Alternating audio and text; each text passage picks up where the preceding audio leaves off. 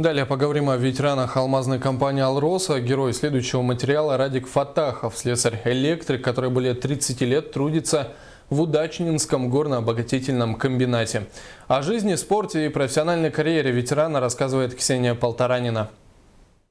Радик Фатахов более 30 лет работает в УРСЦ слесарем-электриком на участке по ремонту и обслуживанию теплоэнергетического оборудования. А начиналось все в 1975 году, когда наш герой вместе с семьей переехал в город Удачный.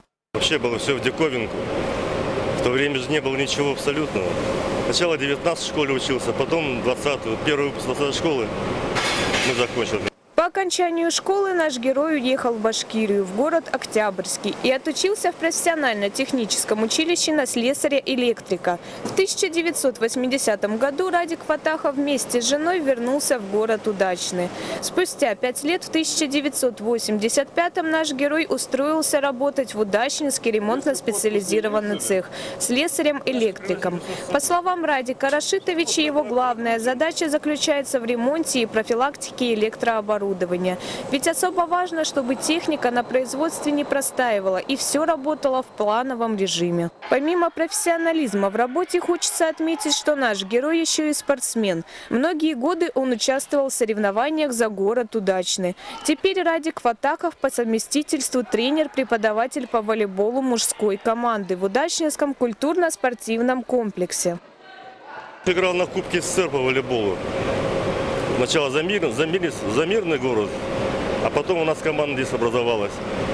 Мы играли в Кубке СССР, ездили по всей стране. Сейчас я, совмещаю просто профессию. Работаю тренером-преподавателем еще в КСК по волейболу. Занимаюсь мужчинами. Ездим на соревнования. Сейчас раньше как игрок ездил, теперь уже как тренер. По словам коллег по работе, Радик Фатахов опытный и чуткий сотрудник, готовый в любой момент прийти на помощь. Хороший парень, хороший товарищ по работе, всегда останется, поможет. А так работаем, выручаем друг друга, помогаем. Потому что без этого на работе нельзя. Хочется отметить, что специалисты Удачнинского ГОКа со всей ответственностью относятся к работе, прославляя любимое предприятие не только профессиональными, но и спортивными победами.